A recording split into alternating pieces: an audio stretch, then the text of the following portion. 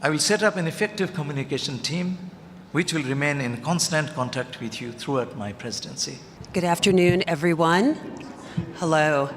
It is my pleasure to introduce to you the President-elect of the 81st session of the UN General Assembly, His Excellency Khalilur Rahman.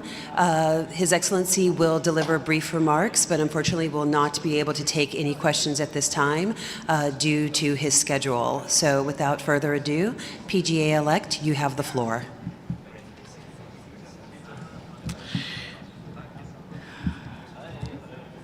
I thank you most sincerely for giving me this opportunity to make a brief statement following my election as the President of the 81st session of the General Assembly earlier today.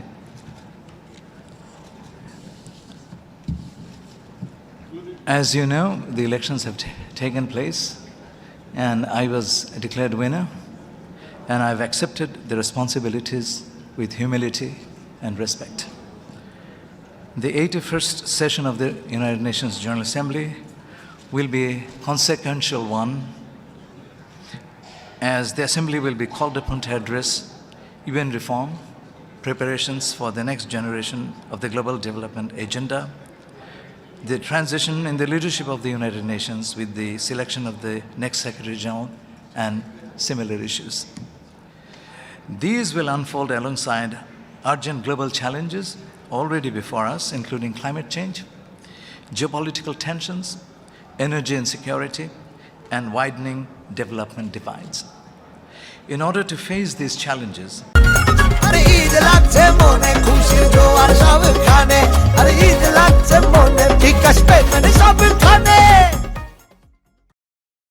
as the President of the next Assembly, I will focus on 6 priorities set out in my vision statement: peace, security, and justice, sustainable development and SDG acceleration, climate resilience and environmental sustainability, human rights, humanitarian action, refugees and migrants, digital governance, artificial intelligence, science and technology, and last but not the least, renewed multilateralism, UN 80 reforms, and inclusive global governance. Following my election, I told the General Assembly that I will dedicate myself to rebuilding trust, nurturing consensus, opening space for good faith negotiations that will lead to outcomes for all that are owned by all. I will unfailingly uphold the UN Charter and conduct the work of the Presidency in full accordance with the Code of Conduct of the President. I'll be the President of all Member States. I will engage all Member States in the course of my work. I'll not let my personal views interfere with my work as PGA. I will seek common ground without ignoring differences. I'll organize my office reflecting geographical, gender, and linguistic balance.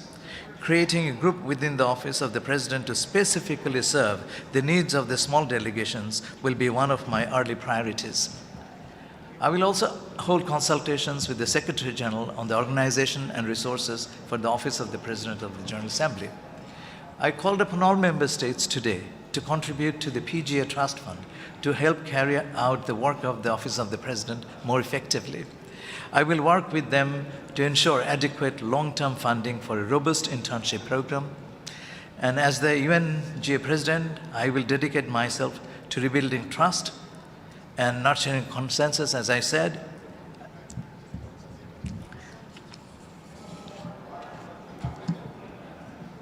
Finally, I don't consider the work of the President as a one-off event, but as a continuum. Therefore, I will carry forward the important initiatives under the current and previous UNGA presidents. A principal way to advance public trust in our organization is to tell our success stories to the peoples of the United Nations. The UN Press Corps is the best vehicle to accomplish this task. To this end, I intend to work closely with you, and this is my commitment. My doors will be open, and I'll reach out to you. I will set up an effective communication team which will remain in constant contact with you throughout my presidency. I once again thank you for the opportunity to address you. Thank you very much.